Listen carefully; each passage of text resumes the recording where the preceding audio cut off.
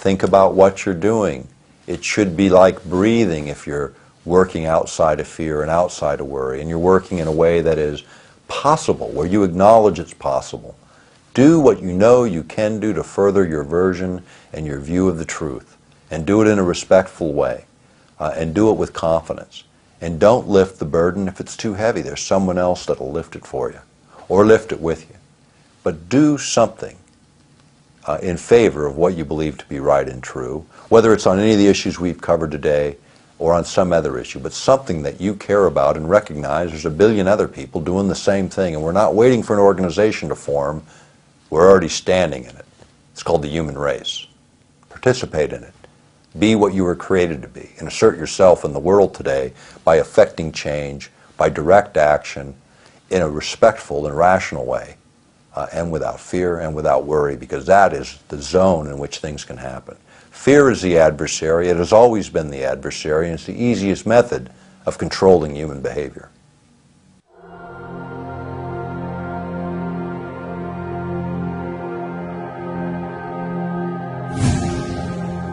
When you think of the whole 1984 scenarios, which I think are here now, I mean certainly are here now on steroids. I mean those guys are rolling over in their grave because it's a lot worse than they thought.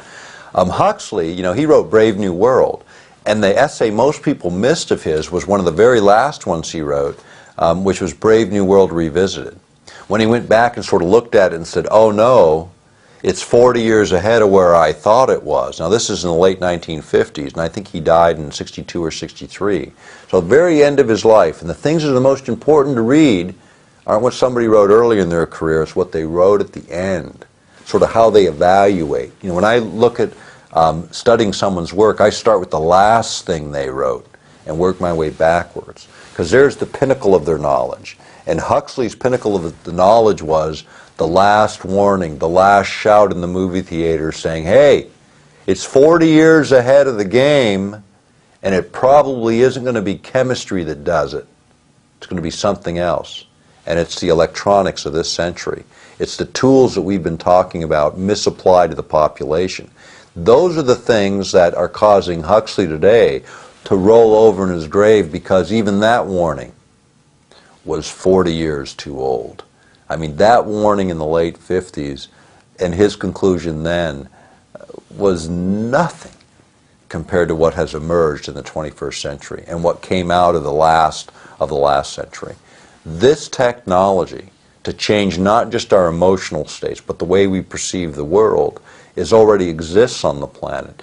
New breakthroughs are being anticipated by military planners. This last year, 2010, DARPA let 2 contracts, University of California, for developing methods and means for creating electronic telepathy, where we can electronically transfer thoughts into the mind of another person in a way that they cannot distinguish the artificial from their own. Now think about that in the 21st century. If you can create a complete memory set, one of the stated goals of Air Force planners, to complete a complete memory set that you cannot distinguish the real from the fiction, is that the witness you want on your trial in the courts of the 21st century? The guy who can swear by that memory, and yet that memory is as false as a $3 bill. That's the technology of this century. It'll challenge the very institutions that we depend on for justice, for liberty, for freedom. Synthetic memory. It's being even played off in terms of Gulf War syndrome and in terms of the shock that people come out of the war with. You know, the shock, the fear, the memories, the post-traumatic stress syndrome that boils out of these war efforts. And so what are we hearing about? Ways to wipe the memory clean so people can forget all those bad experiences. Do they really go away, or do they just get driven deeper into the subconscious where they do their real work at breaking down the consciousness of a human being, where they can't get played out, they can't get worked out, they get suppressed, and suppressed conflicting ideas are the root to a lot of the psychosis we see in the world today. This is the solution of military planners. Wipe out the memory of the gladiator so they don't know what they did.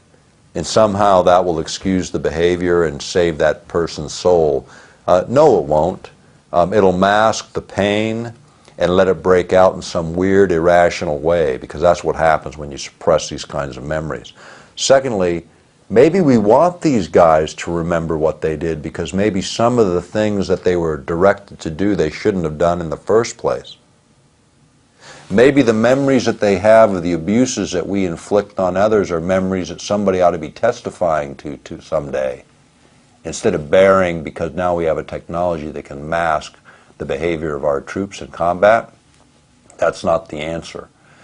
In the past wars, the wars that our fathers fought and our grandfathers fought, when they returned from battle, the stench of death was still in their noses, and they worked hard to avoid wars in future wars, to save the next generation from experiencing the same trauma they did. Trauma is the outcome of war, but it also makes us as human beings resist war, make it our last effort, not our first effort. If we take it out, we make it neutral, where there's no pain, there's no residual memory. It becomes easier and easier to inflict war on others. It becomes easier and easier to use that as the solution rather than diplomacy and fair play. Is that what we want? Is that the reflection of American values we want our military, paranoid closet planners to engage in for us?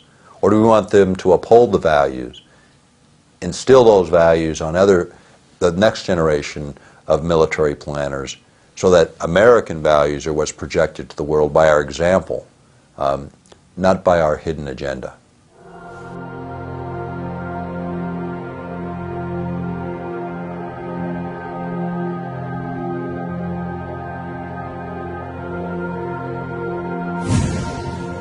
You know, thinking about Alaska strategically, and most Americans don't, but let's talk about Alaska just for a minute, and how this feeds in to what's happening around the world. Firstly, Alaska is 18% of all the land in the United States.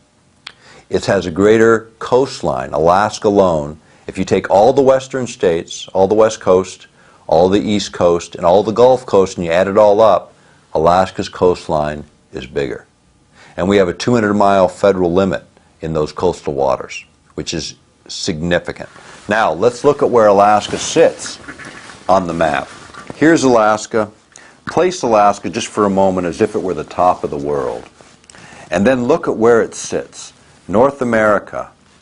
Here's LA. The same distance to LA, I hit Japan.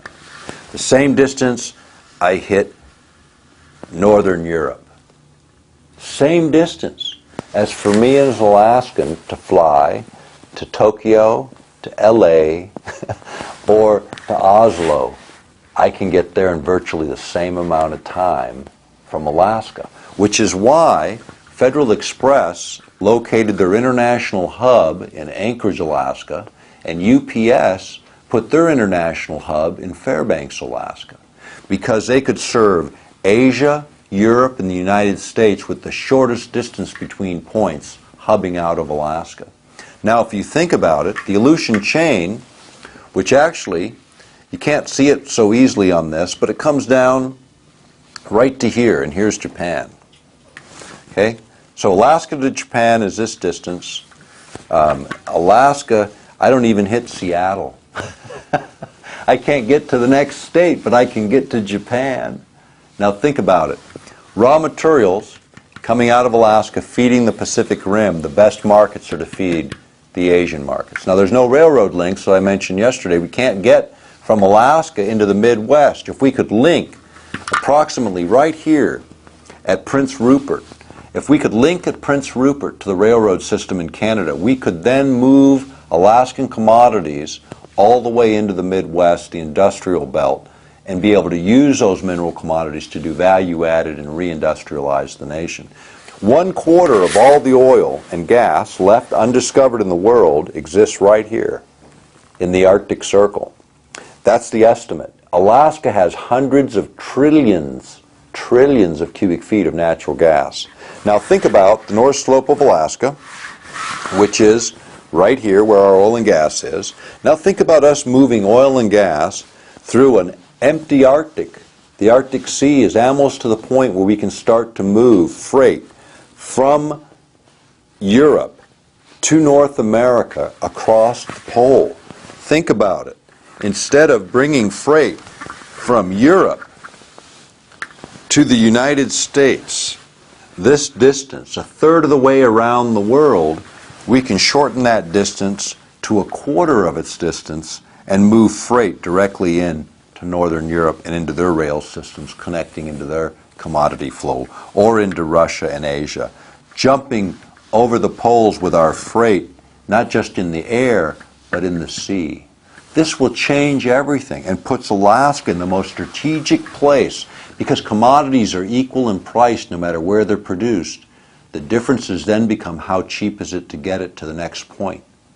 So we need rail to get it into the Midwest of the United States, where then it has the opportunity of being exported off of our western ports or through the St. Lawrence Seaway or off of our eastern ports, or we have the option in the not too distant future of shipping direct into these markets, raw goods, or adding value here in Alaska. Alaska has the greatest energy resources. All these minerals require energy for value added, and we have the opportunity to do that now. Now, what would that mean? If we began to move these commodities, these energy resources in the United States, half of our trade deficit is energy related and the other is buying value-added products back from China. If we could eliminate 50% of our trade deficits by eliminating imported energy, we strengthen the dollar again. We reinvigorate our economy again. We now have a domestic supply of energy, and we keep our money rolling in our own economies. The same is true with value added to our commodities.